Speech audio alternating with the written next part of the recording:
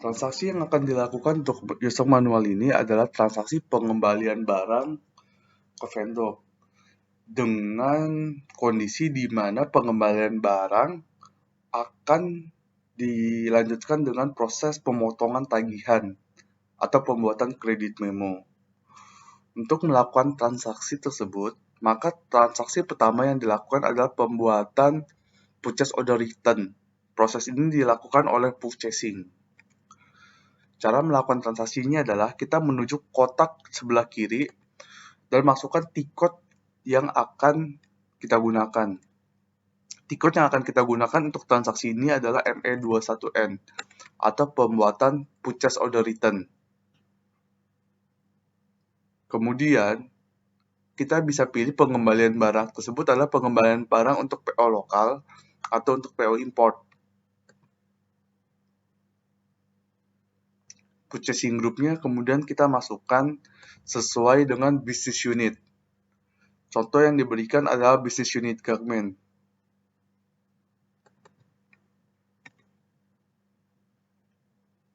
Untuk business unit yang lain bisa memilih sesuai dengan purchasing group-nya atau sesuai dengan business unit masing-masing.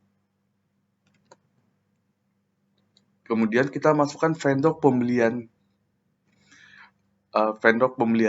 atau vendor yang barangnya akan kita kembalikan.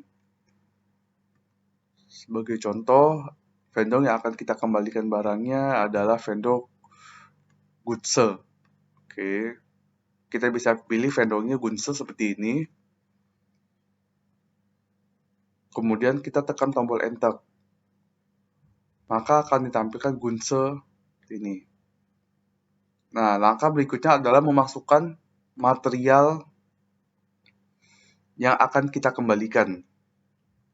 Sebagai contoh, material yang akan kita kembalikan adalah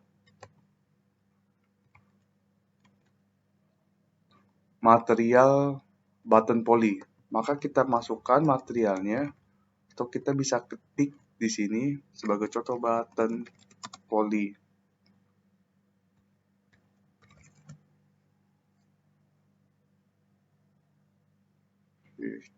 Contoh button poly blue. Kita tekan tombol enter. Kita masukkan plan atau lokasi barang. Dari mana barang tersebut akan dikembalikan ke vendor. Contoh, kita akan melakukan pengembalian barang dari plan Salatiga. Maka kita masukkan plan Salatiga, kode plan Salatiga seperti ini. Kemudian kita masukkan kuantitinya berapa yang dikembalikan dan harga potongan tagihan di net price. Sebagai contoh, 100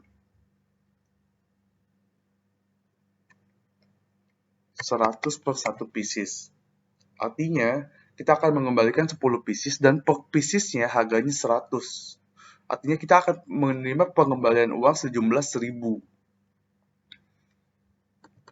Kemudian, di sini terdapat indikator tick return. Untuk pengembalian barang dan pemotongan tagihan, maka kita pilih return item.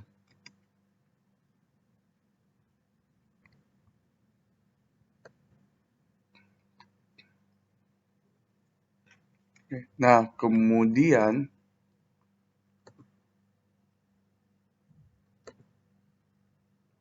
setelah itu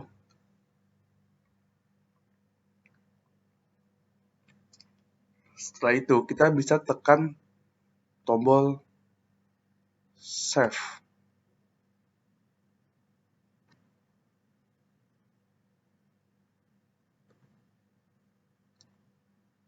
Maka purchase order return ini sudah terbentuk dan nomor purchase order return ditampilkan di bawah. Untuk pengembalian PO import, maka kita hanya tinggal memilih purchase order dengan tipe PO import.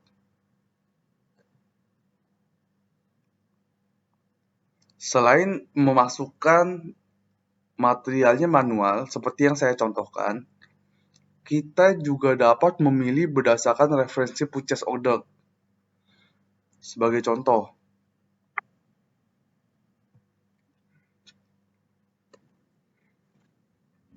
Cara lain untuk melakukan pembuatan PO return adalah kita bisa menggunakan referensi berdasarkan PO sebelumnya. Caranya adalah sama seperti sebelumnya, kita memilih tipe PO yang akan digunakan. Purchasing group-nya dimasukkan sesuai dengan BU masing-masing. Kemudian, kita tekan tombol Document Overview On di sebelah kiri. Kita tekan tombol Selection Varian atau tombol yang ada di sebelah kiri. Kemudian kita tekan tombol Purchase Order. Kita bisa masukkan nomor purchasing dokumen sebagai referensi di sini. Untuk parameter-parameter atau indikator lain yang kita tidak butuhkan, kita bisa hapus. Halaman ini digunakan untuk melakukan seleksi data. Jadi kita bisa melakukan filter data atau pencarian data yang pertama berdasarkan material number, kemudian atau langsung berdasarkan purchasing dokumen yang dijadikan sebuah referensi. Kemudian kita tekan tombol execute, maka akan ditampilkan material PO referensinya. Kemudian kita klik tombol purchasing dokumen, kemudian tekan tombol adopt. Kemudian kita masukkan PO quantity dan net price-nya sesuai dengan pembelian PO-nya. Dan untuk PO return, kita harus tik return indikatornya. Setelah itu kita bisa tekan tombol save.